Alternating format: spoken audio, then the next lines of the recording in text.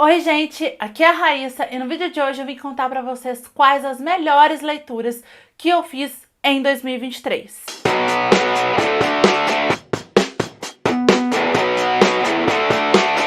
Antes da gente começar, te convido a se inscrever aqui no canal se você não for inscrito e a me seguir em todas as redes sociais, todos os links como sempre estão no box de informação. E se você for comprar livros ou qualquer coisa, por favor, compra na loja da sua preferência, utilizando nos links que também estão na descrição do vídeo. Comprando através dos meus links, vocês ajudam a apoiar o meu trabalho sem gastar nenhum valor a mais por isso, então muito obrigada. Antes da gente começar, vou só explicar como é que esses vídeos funcionam aqui no canal. Eu dividi a minha lista de melhores leituras em dois vídeos, tá? Com 7 livros cada um, que foi o que eu consegui juntar esse ano, tá? Porque eu li algumas bombas, alguns livros mais ou menos, enfim, foi difícil. O primeiro vídeo dessa retrospectiva, que saiu domingo passado, foi o vídeo somente com as melhores fantasias, tá? Que é o meu gênero favorito, é o gênero que eu mais leio, então sempre que dá eu separo as fantasias num vídeo específico só pra elas. Então vou deixar esse vídeo nos cards. Hoje a gente vai falar sobre livros de outros gêneros, como enfim, outros gêneros que eu li, incluindo também aqui não ficção. Então só não vai ter nesse vídeo mesmo fantasia. Eu vou mostrar para vocês do 7º colocado ao primeiro colocado, sendo o 7º colocado o menos melhor aí entre as melhores, mas ainda assim é um dos melhores livros que eu li no ano, e o primeiro colocado é o melhor livro que eu li em 2023. Em 7º lugar tá um livro que eu li pro meu vlog de Halloween, que foi o vlog Como Sobreviver a um Apocalipse Zumbi, que eu vou deixar também nos cards ao longo desse vídeo. Eu tô falando de Uma Mulher na Escuridão, do Charlie D'Aulia. Esse foi o segundo livro que eu li do autor. O primeiro foi A Garota no Lago, que eu até fiquei presa ali na história, mas eu lembro que eu tive algumas questões com esse livro. Eu gostei bastante de Uma Mulher na Escuridão. É um suspense instigante, que a gente quer ler a todo momento para a gente poder entender o que está acontecendo. E assim, é um livro muito bem escrito. É um suspense até. Ele tem coisas pesadas, mas ele não chega a ter acontecimentos tão gráficos como eu lembro que em A Garota do Lago tem, que a gente vê o crime que dá origem a todo esse suspense acontecendo.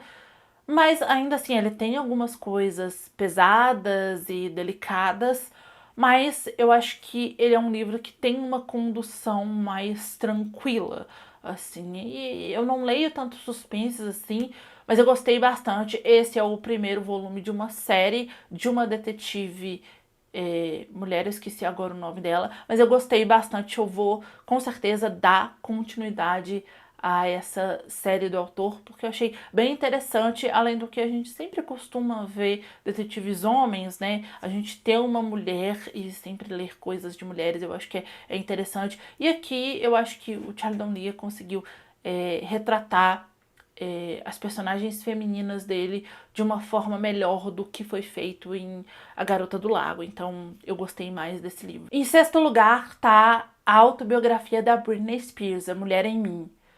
Eu acho que as coisas que a Britney passou não é exatamente segredo, não todas elas, pra todo mundo, né? Principalmente quem acompanha a carreira dela aí, como eu que sou fã dela desde quando ela surgiu, né? Desde o começo da carreira dela, alguns relacionamentos dela, né? O relacionamento dela com Justin Timberlake, depois com Kevin Federline, o tanto que a mídia sempre ficou em cima dela, essa entrada dela nesse processo de curatela que acabou se tornando algo bastante abusivo e bastante injusto, como ela relata no livro. A saída dela desse processo, né? Mas eu acho que o que estava todo mundo esperando, que fez com que esse livro fosse. Eu acho que ele ganhou o Goodreads Choice Awards como melhor livro de não ficção ou biografia, não lembro agora direito. Foi o mais lido ou mais avaliado, se não me engano, no Scoob, mais vendido num monte de site. Então, assim, todo esse estardalhaço que essa autobiografia dela causou, eu acho que vem muito de que estava todo mundo esperando que ela finalmente pudesse contar a própria história, já que ela ficou sem voz, vamos dizer assim, e usar essa figura de linguagem aqui para dizer isso para alguém que é uma cantora, né? Eu acho que bastante emblemático, quanto que ela ficou sem voz durante esse processo de curatela. É um livro muito pesado. As coisas que ela passou, principalmente na mão da família dela, chega a dar raiva durante a leitura, dá uma raiva muito grande, muito grande.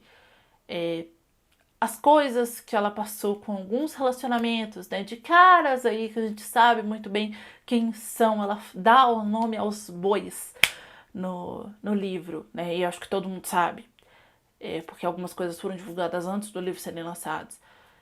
Como que eles usaram ela, né, para subir de carreira. É simplesmente isso. Ela foi tratada como alguém não confiável, né? O Justin Timberlake no primeiro álbum dele fez toda uma narrativa ali de que ele foi traído e que ele era o coitadinho. Enquanto sim, ela traiu ele, mas ela traiu ele uma vez depois que ela cansou de perdoar várias traições dele, que ele traiu ela assim com um monte de gente. Isso ele esqueceu de mencionar. Então, assim, dá raiva ler esse livro, mas eu acho que ele precisa ser lido. Se você gosta da Britney, se você acompanhou, para que você entenda o quanto que esse processo todo, não só a curatela, principalmente a curatela, mas tudo que fizeram com ela, a mídia perseguindo ela, falando que ela era uma péssima mãe, perguntando se ela se achava uma boa mãe, perguntando do corpo dela, o tanto que isso foi assim de um mau gosto extremo, tá? Mas infelizmente vários artistas já passaram por coisas parecidas. Eu espero que isso pare na medida que as coisas vão mudando, porque é algo bem injusto, né? Você ter que, por exemplo, o caso da Britney, ela foi considerada incapaz porque ela teve a curatela, o pai dela conseguiu a curatela da pessoa e a curatela dos bens. A curatela da pessoa é para pessoas que não podem viver sozinhas, não poderiam nem trabalhar. Então a Britney era considerada incapaz para estar numa curatela dessas, mas ela tinha que continuar trabalhando e ela tinha uma mesada, que não era a mesma coisa que ela ganhava, ou seja, ela trabalhou, gente, para sustentar gente sem talento e que queria viver às custas do trabalho dela. É isso, tá? O livro tem alguns gatilhos, tá? Então fiquem aí atentos a isso, tenham cuidado, tá? No vlog eu falo um pouco mais sobre isso, então não deixe de assistir.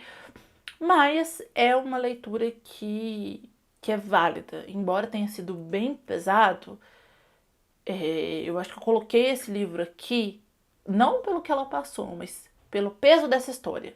A gente precisava ouvir a versão dela, que era o que estava todo mundo esperando há muito tempo, e ela finalmente contou. Então aproveitem e vejam a versão de Britney, tá? Em quinto lugar tá Histórias de Ninar para Garotas Rebeldes, 100 imigrantes que mudaram o mundo.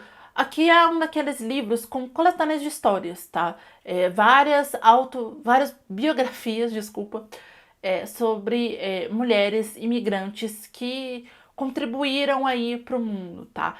Foi o primeiro e até então único livro dessa série aí, Histórias de Ninar para Garotas Rebeldes, que eu li, mas eu gostei bastante, tá? São textos curtinhos, então é super rápido de ler e são histórias aí inspiradoras de mulheres inspiradoras. Mesmo caso do quarto colocado, que também é uma biografia de várias mulheres, que é Mulheres do Rock. Aqui a gente vai ter histórias da Janis Joplin, Rita Lee, Pitty, e várias outras cantoras que impactaram o mundo do rock, que até então é um mundo dominado por homens, né? O tanto que essas mulheres são incríveis e estão aí convivendo com situações como machismo, sexismo, né? Num ambiente que é dominado por homens, enquanto que elas algumas têm histórias de vidas um pouco mais tristes, outras mais histórias de vida assim mais tranquilas, né? Mas todas são inspiradoras à sua maneira e todas a gente pode tirar um pouco assim da história delas para aprender algo. Agora vamos ao pódio e esses 3 livros eu tenho em formato físico, tá? Em terceiro lugar tá O Diário de Nisha. Eu ganhei esse livro de presente de aniversário em 2022 de uma amiga. Ele tava no meu wishlist já há um tempão e ela disse que escolheu ele para me dar porque ela viu Miss Marvel e ela lembrou lá do que em Miss Marvel, a série, quando eles falam da partição da Índia, né? E esse livro aqui é um livro de ficção, tá? Mas baseado em fatos reais, em coisas que aconteceram com a família da autora quando teve a partição da Índia, né? A Inglaterra deixou de ser aí, a Índia deixou de ser colônia da Inglaterra, melhor dizendo, e enquanto colonizador, os ingleses fizeram o que todo colonizador faz. Falaram, vocês não são mais colônia, tchau. Picaram a mula e deixaram um problemão lá. Porque aí o que aconteceu? A Índia, na época, era maior, tá? Aqui tem um mapa, deixa eu mostrar pra vocês. Que tem até a linha de partição da Índia, tá? Que aqui temos Paquistão e Índia, tá? Era tudo Índia, tá? E aí, os hindus ficaram na Índia e os muçulmanos tiveram que ir para o Paquistão. Então, quem era hindu e quem era muçulmano estava no território do que virou Índia a partir do momento da partição, teve que se deslocar para o Paquistão. E o contrário, quem era hindu estava no Paquistão, teve que se deslocar para o território que seria agora a Índia. Só que isso foi feito de uma maneira completamente descontrolada.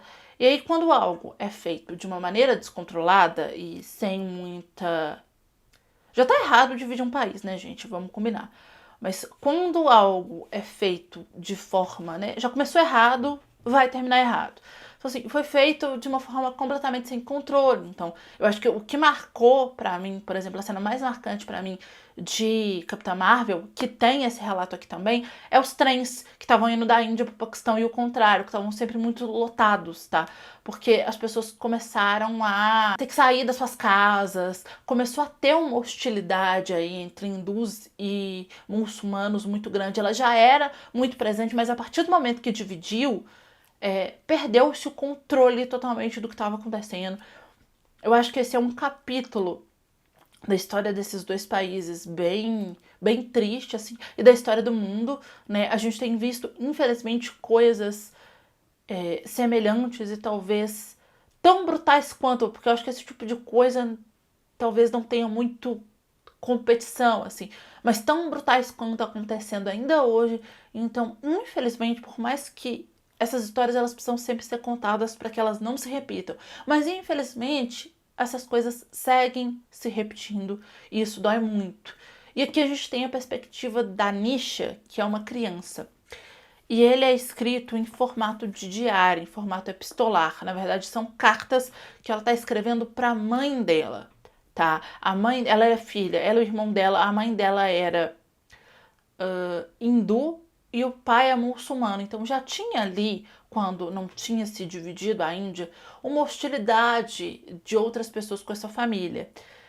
Só que como a mãe morreu, a partir do momento que a mãe morreu, eles são, né, considerados muçulmanos. Então eles precisam ir para o Paquistão, né? Porque agora é o Paquistão. Então as pessoas, gente, tiveram que deixar as suas casas com tudo que estava dentro, porque elas não eram mais consideradas pertencentes àquele lugar. Você tem noção da violência que é isso e que isso está acontecendo hoje? Algo semelhante? Então, assim, é um livro muito forte, muito tocante. Eu chorei em diversos momentos.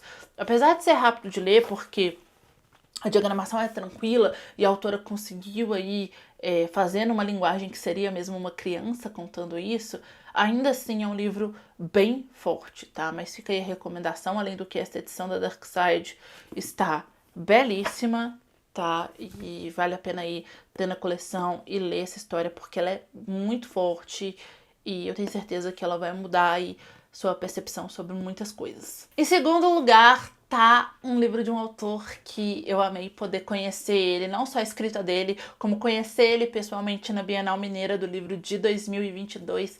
Eu tô falando de O Primeiro Beijo de Romeu, do Felipe Cabral.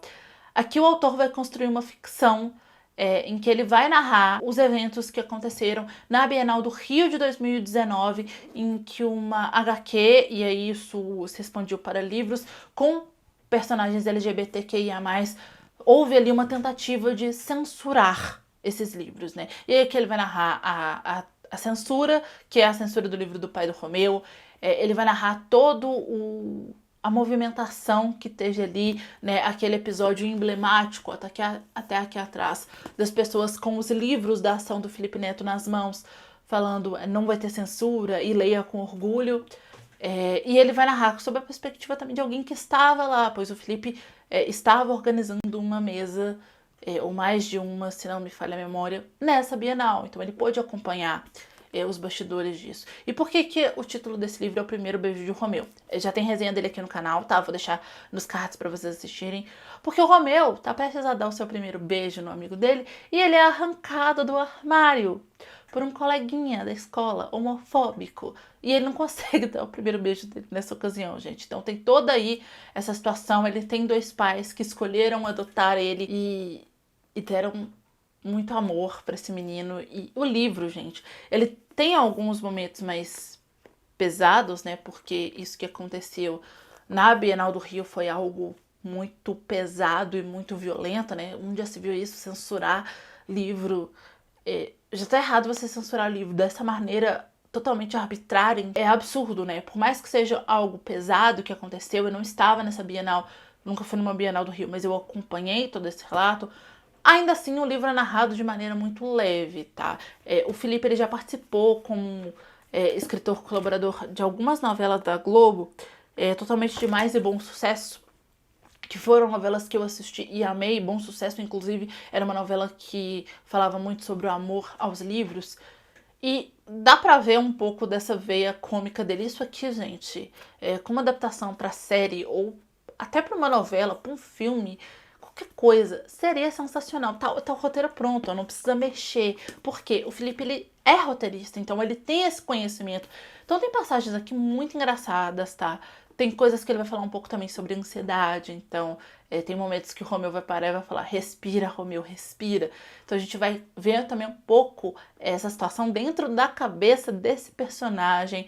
Alguns momentos são muito engraçados, ele tem uma escrita leve, fluida. Além disso, o Felipe, ele é um fofo, tá? Eu tenho aqui, ó, o autógrafo que eu sempre exibo, tá? Toda vez que eu mostro esse livro, porque assim, foi um prazer conhecer o Felipe. Eu assisti a mesa dele na Bienal Mineira do Livro. Ele estava lançando esse livro lá e tive a oportunidade de autografar ele e conhecer. Então, sempre que eu puder panfletar o primeiro beijo de Romeu para vocês, eu estarei panfletando, pois o Felipe é um querido e escreve maravilhosamente bem. Então, leiam tudo que este homem escrever, por favor. Em primeiro lugar, eu não vou falar nada nesse primeiro momento, eu vou só levantar Os 7 Maridos de Evelyn Hugo, de Taylor Jenkins Reid. Também já tem resenha aqui no canal, vou deixar nos cards. Gente, que livro maravilhoso. Eu acho que a essa altura, a sinopse de Os 7 Maridos de Evelyn Hugo, todo mundo já conhece, que é uma mulher, né, que era uma atriz famosa de Hollywood. Quando ela tá ali já mais idosa, eu esqueci agora a idade, mas na resenha eu falo, tá?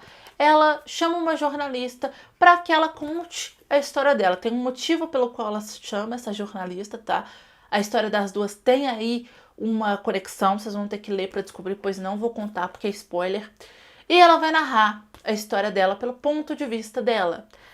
E aí ela vai falar dos 7 maridos, como cada um impactou a vida dela, qual marido ela mais amou, e assim, os amigos, enfim. É impressionante o tanto que a Taylor Jenkins Reid tem um dom de fazer com que personagens fictícios, porque isso aqui é um livro fictício, de um personagem fictício, tá? Pareçam reais, porque ela vai beber em inspirações reais, tá? Então aqui a gente tem algumas inspirações que são bastante reconhecíveis e de atrizes famosas de Hollywood. E esse livro é maravilhoso, tá? É maravilhoso. A gente se importa com um personagem que não existe. Então, assim, tudo que falam dos livros da Taylor Jenkins Reid é verdade, tá? Eu li primeiro Daisy Jones e the Six, ele foi o melhor livro que eu li ano passado. E agora temos aqui Os 7 Maridos de Evelyn Hugo, que todo mundo fala que é o melhor livro dela. Sim, esse livro me impactou bastante, eu chorei muito. Mas, agora que passou o tempo, eu acho que por mais que sim, este é o melhor livro dela, o que eu gosto mais desses dois que eu li é Daisy Jones and the Six, porque eu gosto mais desse contexto de bandas, músicas, mas os dois, gente, essa mulher arrasou, tá? É um livro escrito assim, de um jeito muito potente, muito espetacular, é uma história tocante, você vai chorar em muitos momentos, você vai rir, você vai ficar intrigado, ele é instigante, então assim, é um livro muito bom, não é tão grande, ó, é um livro bem curto, e dá pra ler super rápido, eu devorei isso aqui e foi uma leitura, assim, espetacular. Eu li num grupo de leitura que eu tenho com uns amigos e acho que foi de longe até o momento a melhor leitura que a gente fez juntos, e é isso. Se você ainda não leu Taylor Jenkins Reid, comece por Daisy Jones and the Six, que foi o melhor livro que eu li no passado, e depois você pegue Os Sete Maridos de Evelyn Hugo. Os outros eu não posso falar, pois ainda não li, mas todo mundo fala que se você ler esse daqui primeiro, você vai achar qualquer outra coisa dela mais inferior. E eu acho que eu concordo, apesar de gostar mais de Daisy Jones, esse livro aqui é espetacular, é impressionante. Os 2 livros que eu li dessa mulher, em 2 anos seguidos, foram os melhores livros que eu li naquele ano, e assim, espero que isso seja uma constante, talvez, mas eu acho que muito dificilmente eu vou encontrar algum livro, não só da autora, mas de romance no modo geral, que me impacte o tanto que esse livro aqui me impactou. Ela conseguiu criar aqui uma personagem única, que bebe em inspirações reais que a gente consegue reconhecer, mas que é absurdamente fascinante, tá? No final desse livro, eu queria que a Evelyn Hugo fosse uma pessoa pra eu, sei lá, poder acompanhar a carreira dela, sabe? Ver os filmes dela. Então é esse sentimento que ler esses livros da Taylor Jenkins Reid traz pra gente. Bom, gente, é isso. Me conta aqui embaixo nos comentários qual o melhor livro que você leu em 2023. Espero muito que vocês tenham gostado desse vídeo. Se você gostou, clique em gostei aqui embaixo pra me ajudar na divulgação. Compartilha esse vídeo pros seus amigos. Se inscreve aqui no canal se você não se inscreveu lá no começo do vídeo. Assiste esses 2 vídeos que estão aqui do meu lado, que eu acho que eles podem te interessar. É isso, beijo, tchau e até o próximo vídeo.